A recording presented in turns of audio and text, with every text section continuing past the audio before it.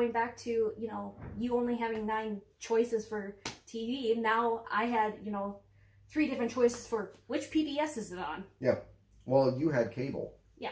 And you probably had the rabbit ears and the, like, little dial and there was smacking the TV that was basically like a cabinet, and you'd turn the... Yeah. You know. Well, what's crazy is that I remember in our kitchen in our house, so we had 2 TVs. We were the cool house in the early 90s. We had the like TV in the living room, but then we had this tiny TV in our kitchen, but it had the huge like antennas and everything. And I remember it playing in black and white, and it would be playing like our cartoons in the while we were eating breakfast. Yeah. And then it didn't last very long because then it died on us, but you know, it was still one of those things of just remembering, oh, things have really changed now. Yeah. Well, and now, like, I mean, if, like you brought up streaming, if you want to watch something, you pretty much can watch any episode of anything that you want to watch anytime you want to watch it. And, which is, you know, I mean, we were talking earlier before we started filming about the Andy Griffith Show, which seems to be the one that we really are most, like, bonded by. At a certain point, when I would watch Andy Griffith when I was a kid, it would get to season 6. And season 6 is when it switches to color and Don Knotts isn't there anymore. And it is god-awful TV. You mean when it should have stopped and just needed to just end? When they just kept the corpse of it, like, going for another 4 years. And I would tune out. I guess that's when the comic books would come out, or God forbid I go outside and play. Yeah. But you know, that was what was on. When Lucy and Ricky moved to Connecticut, that's when I would be like, all right, gotta stop. But now you can watch anything that you want anytime. And for you, it wasn't quite to that level yet. No. But it was at least where, okay, you've got, as opposed to 9 different channel options, you've got 138. Yeah. I mean, I'm definitely blessed. I definitely growing up in an era where I get the choice of being like, you know, I'm going to buy seasons 1 through 5 on Amazon of the Andy Griffith Show because the rest are trash. The rest are trash, and these ones make me happy. They make my little happy brain chemicals go, yes. And at some point, Opie forms a band. Yeah, and it just, you know, all of a sudden you realize that Opie is a redhead.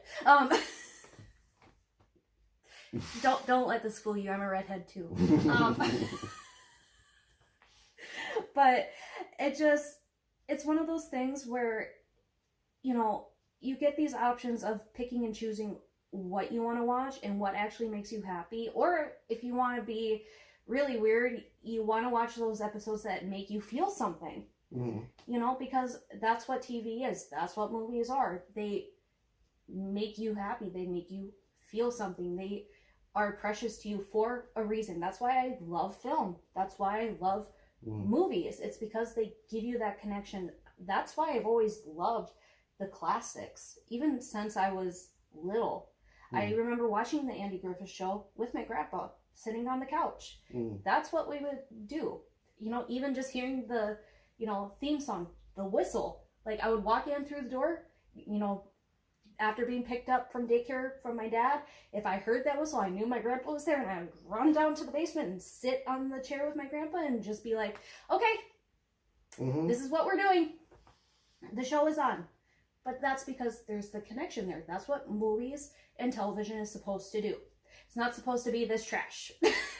No, what it has become is a word that I really, truly hate, which is content. And none of these current crop of shows that are on Netflix or anything, people forget them 10 seconds. They might be like a phenomenon for a week, and then they are completely and totally forgotten. Right. And I would say probably around like the last shows that really grabbed everybody and held them, and and appealed to a large audience that they're now considered classics are The Office, Parks and Rec, and 30 Rock. Yeah. And those are now kind of on the brink of becoming kind of classic TV themselves. I would agree with 30 Rock and The Office. I would not agree with Parks and Rec. Oh, I didn't really watch Parks and Rec, but people remember it fondly Yeah. as like a show. Okay, but that's the thing too, is that I agree with that, is that content, especially in this generation, Mm-hmm. it's terrible. Yes. There's no heart in it, and that's what makes it sad. And you see all these shows getting accolades and awards, and then you have people who are like true show and movie buffs just sitting there and being like, Mm-hmm. why?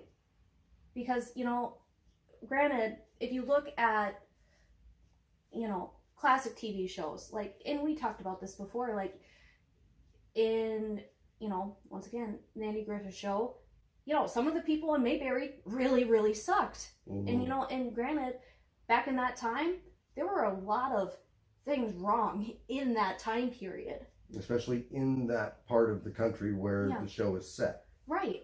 So there are a lot of wrong things, but it's the fact of that there's heart in the content. Mm.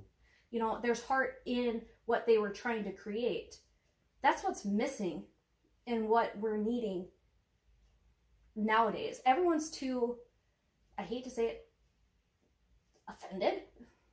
Yeah, no, yeah. But also I feel like they're just running out of pure ideas. I feel like they're running on, okay, let's just drag this idea and just keep repeating it and repeating it and repeating it. Or look what Disney's doing. They're taking movies and trying to make it into shows. Yeah. And I don't think that does any good. Oh, and I mean, like they did a show like there was a sequel to the movie Willow, Mm-hmm. which I didn't watch, and apparently nobody else did either. And after less than a year of it being on Disney Plus, they took it off so that they didn't have to continue to pay the actors and everybody residuals. So Willow doesn't exist anymore. The TV show, it's gone. And that's the problem with streaming, is you can just make things disappear. And they're kind of meant to be disposable. They're only there to make people want to subscribe to the channel by saying, look at all of the options. Mm-hmm. But then when people get these streaming services, what do they watch? They watch Friends, they watch The Office, they watch... when Netflix lost Friends and The Office, their stock dropped.